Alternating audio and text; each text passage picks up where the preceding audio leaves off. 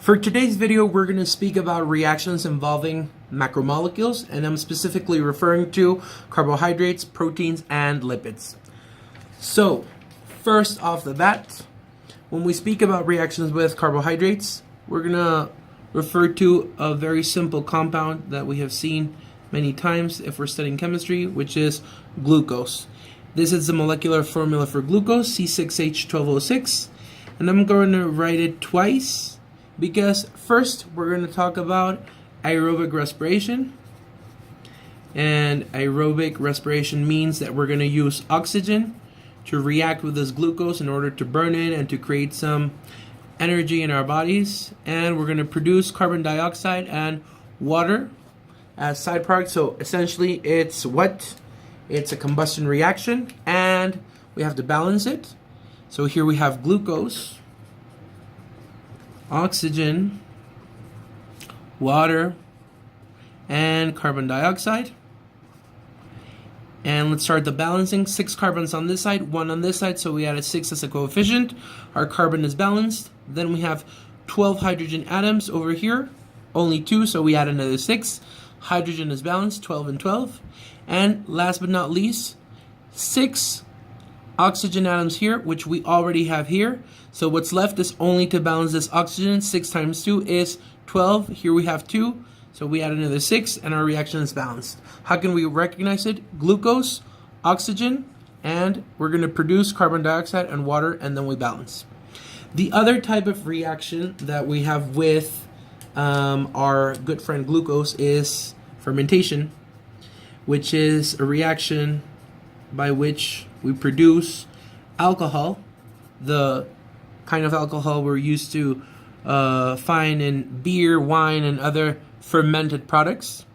And in order for this reaction to occur, what we can write on top of the reaction arrow as a catalyst is yeast, which is a biological agent, of course, that's going to start breaking down these sugars into 2 different things. First off, we're going to break it down into our good friend ethanol.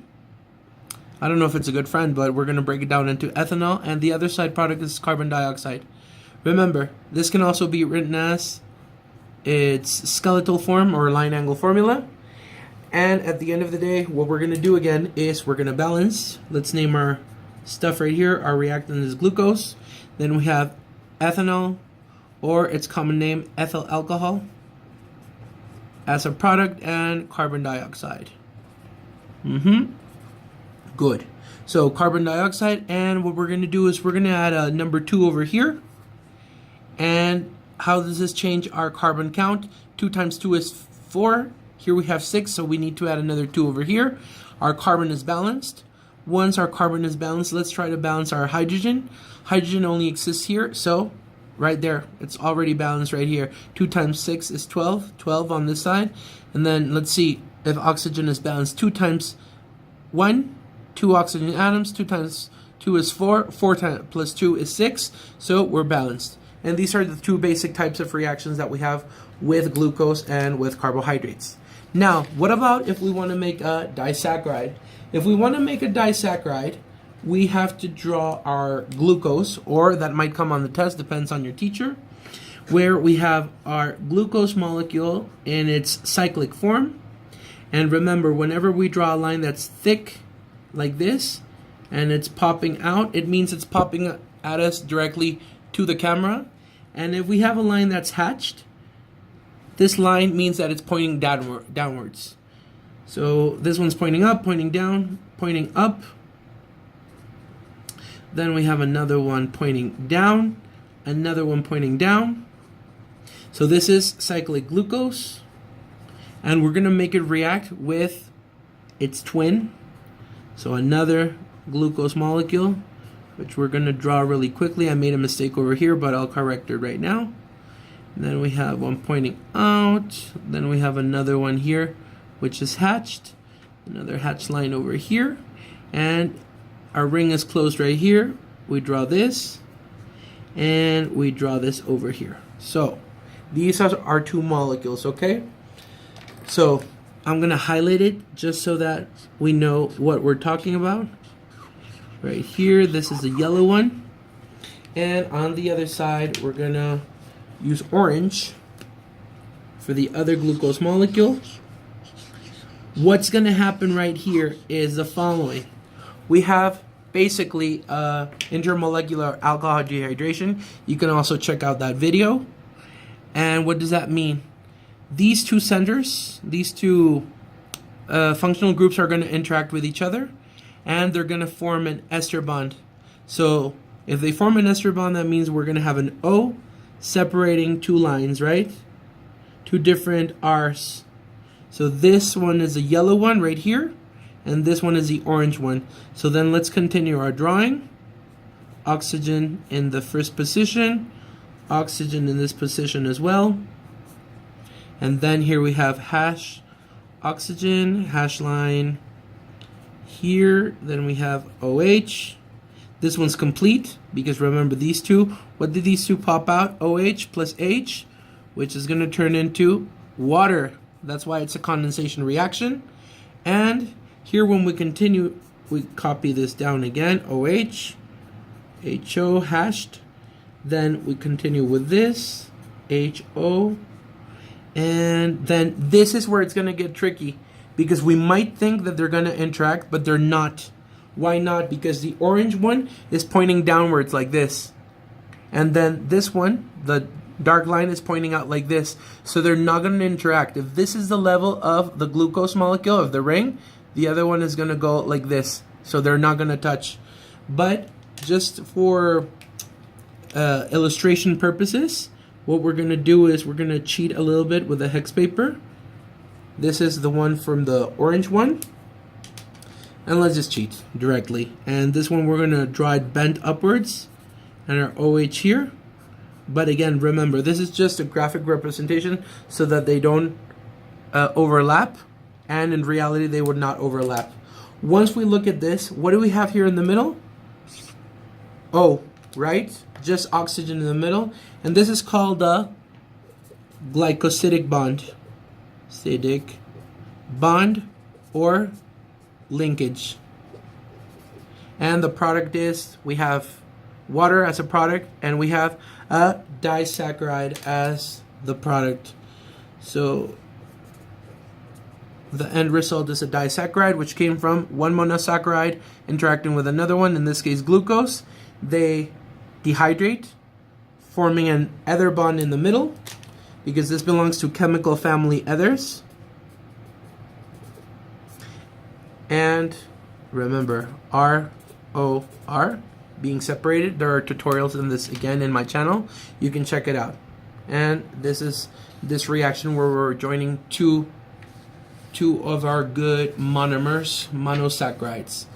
The next thing we're going to talk about very, very quickly is protein synthesis. The good thing about YouTube is that you can go over this again and again, stopping it, watching it a million times in order to get it.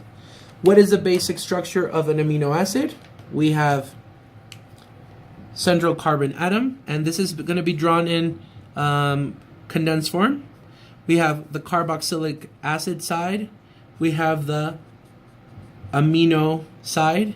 Then up here we have hydrogen, and down here we have an R, which means that it can be anything.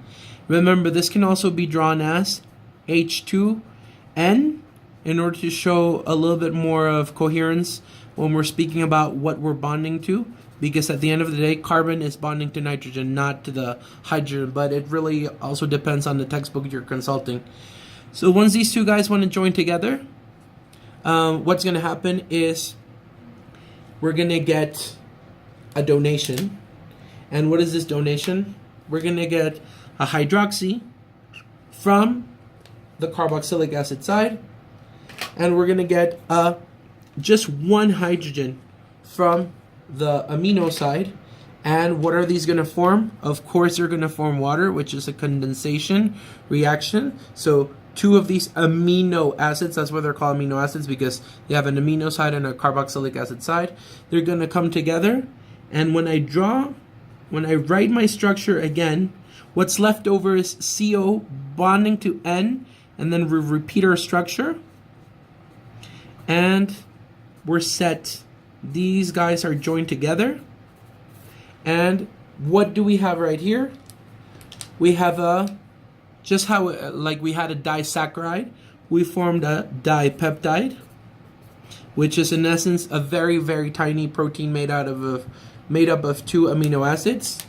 And here in the center, the link that's provided by the amino group with the carboxylic acid group is an amide bond, because remember, amides are C double bond O N, which is exactly what's happening right here. Yes? And the type of bond, just like in carbohydrates, this is a, instead of being glycosidic, this is a peptide bond. And peptide bonds are chemically amide bonds. That's very simple. Remember, it's condensation, so every time that these two come together, they're going to form what? Water as a side product. Okay? And if we try that once again, I'm going to use different colors, hopefully to make this more illustrative, is we start with nitrogen, then we have central carbon, double bond O, and here we have OH, and this is our R group. We drew it in purple. And then we're going to make it react with another one of these, which is another amino acid. Not descriptively, we're not saying what exact amino acid it is, it's just in general. And then let's take another color. I'm going to use a pen for this. Let's see how it works out. Plus another one, N, double bond O, OH. So in essence here, we're making a reaction that's going to use what? 3 different amino acids in order to create a 3 amino acid protein, or in other words, a tripeptide. But remember, as soon as one of the hydrogens from this nitrogen joins the OH from here, these are going to form water, and again we're going to form water, and we're going to form a chain of amide bonds joining all together. Okay? So let's check it out. And first I'm going to draw the purple one. Again, N, double bond O, the arm, to show that it's going to bond to something else. Then I draw my N again, and here, watch out because it's going to flip, otherwise it doesn't have, doesn't make sense with the geometry of the hexagonal paper. And last but not least, another N, and it goes back to its normal shape, OH, and here we have R. So as you can see, these 3 join together, forming a tripeptide. Peptide. And for every link that we created between 2 amino acids, we get what? A new amide bond, or another peptide bond. So here we have 2 peptide bonds. And the side product is water. How many molecules of water? 2, because we took this OH and one of these hydrogen atoms and they give us water. We took this OH and one of these hydrogen atoms and they formed another water. And that's the result. So, tripeptide with 2 peptide bonds, which belong to the amide family. Last but not least, when we're speaking about lipids, we're going to look at 2 very simple reactions. The first one involves the formation of a triglyceride, where our raw materials or our monomers are this guy, which is glycerol, reacting with 3 different fatty acids. Remember, a fatty acid is another way of naming carboxylic acids which are used in our bodies and our body chemistry. So again, we have OOC. We're writing in reverse form. That way it's easier to identify and to geometrically bond. R, and these R's with a hyphen or a double hyphen mean that they can be different chains, absolutely different, okay? So glycerol, and when they join together, what are we gonna get? Let's redraw this molecule to the side, and we have CH2, CH, CH2, which is the same as this backbone. And here, we draw the bonds. But again, just like in the previous example, what is going to happen right here? the hydroxy from the alcohol, which we have 3 of, and it's missing right here, is going to run away with the hydrogen from the carboxylic acid group. And what are they going to form? Third time, water. So this is a condensation reaction again. How many water molecules? 1, 2, 3 orange, 1, 2, 3 yellow. When they come together, 3 water molecules. What is left over? This carbon backbone, which is right here. And we just add, what do we add? Our carboxylic acid ends to show that we're forming a triglyceride. So now when we name everything, we have glycerol, 3 different fatty acids, and our product is a triglyceride, and 3 molecules of water. So a triglyceride and 3 molecules of water. So this is the formation of a triglyceride. Now, when we want to make a soap or do a saponification reaction, we usually start with a triglyceride, but I'm just going to skip ahead. And what would happen is we take a triglyceride and then we cut it with water, so we hydrolyze it. And what's going to happen is that we're going to end up with these fatty acids in the beginning, the same fatty acids that we started out with. So again, we have 3 different fatty acids: R, HOCR hyphen, HOOCR double hyphen. So 3 fatty acids. We start with a base. So in this case, the base can be either potassium hydroxide or, very important, or another example would be sodium hydroxide. And when we make these react with each other, again, the result is going to be quite simple, because in this case, the hydroxy donor is going to be the base, and the carboxylic acid, the fatty acids, are still going to donate the H. So at the end of this reaction, we're also going to get 3 molecules of water. For this reason, we need 3 molecules of potassium hydroxide or 3 molecules of sodium hydroxide. And our end result is, let's say we used potassium hydroxide. We're going to have potassium hydroxide with whatever is left over. And again, let me highlight this. Where did the water come from? The water came from the hydroxy from the base and the hydrogen from the carboxylic acid. And then we get the first one, OOC. And then we have our R. Another one. And remember, these are all different. They're all split. They're independent molecules. And these are our soap molecules. Soap molecules, which are essentially potassium salts derived from a carboxylic acid. Or if you did it with sodium, if you made this reaction with sodium salts, which are our soap molecules, and water. So I hope this tutorial was useful for you guys. Again, 3 fatty acids, 3 molecules of base, potassium hydroxide or sodium hydroxide. They react to produce 3 different molecules of soap, and we use exactly the same thing over here, and some water molecules, 3 of them to be exact. Watch the other tutorial so that you can complement this information.